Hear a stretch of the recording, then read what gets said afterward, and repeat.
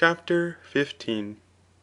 Elderly men, however, and those who have lost the vigour of age, are nearly, for the most part, endued with manners contrary to those of youth.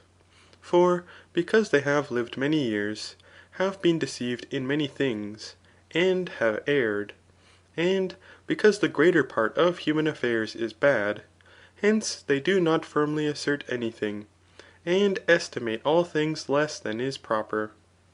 They likewise opine, but know nothing, and being involved in doubt, they always add perhaps, and it may be. And in this manner they speak on every subject, but they assert nothing stably. They are also ill-natured, for ill nature consists in putting the worst construction on every thing. Farther still, they are suspicious from their incredulity, but they are incredulous from their experience. On this account, likewise, they neither love nor hate vehemently, but according to the precept of bias, they love as if they should some time or other hate, and they hate as if they should some time or other love.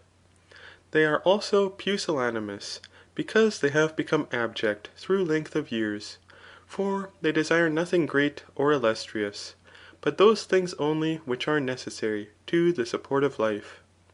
They are likewise illiberal, for one of the necessaries of life is property.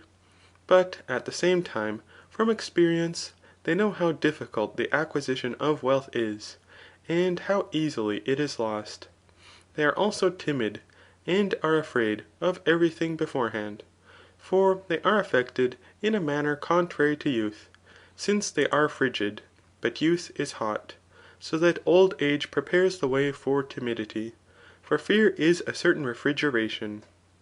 They are likewise lovers of life, and especially at the close of life, because desire is directed to that which is absent, and that which is wanted is especially the object of desire. They are also lovers of themselves more than is proper, for this also is a certain pusillanimity, and they live with a view to what is advantageous, and not with a view to what is beautiful in conduct, more than is proper, because they are lovers of themselves. For what is advantageous is good to an individual, but that which is beautiful in conduct is simply good. They are likewise more impudent than modest, for because they do not similarly pay attention to the beautiful in conduct and the advantageous, they neglect the opinion of others, as to their own actions. They are also despondent on account of their experience of human affairs, for the greater part of human concerns are bad, and therefore most of them tend to a worse condition, and also on account of their timidity. And they live more from memory than from hope, for the remainder of their life is but little, but that which is past is much. And hope indeed is of the future, but memory is of the past. This likewise is the cause of their garrulity, for they dwell on the narration of past events, because they are delighted with the recollection of them. Their anger also is sharp, but imbecile, and their desires partly fail, and partly are weak, so that they are neither prone to desire, nor disposed to act according to its impulse, but they act with a view to gain.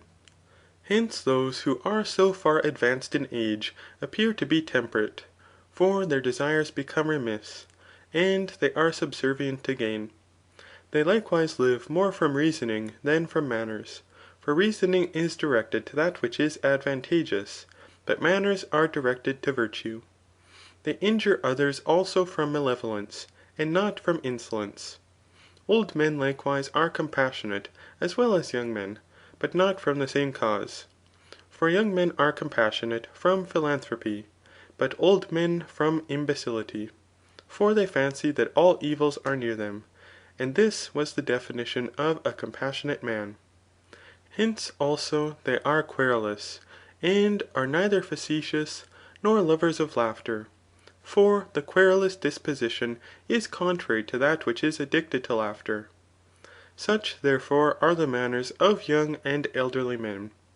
Hence, too, since every one willingly admits orations adapted to his manners, and which exhibit similar manners in the orator, it is not immanifest what the manners are which an orator ought to express in his oration, so that they may be readily heard by the young or the old.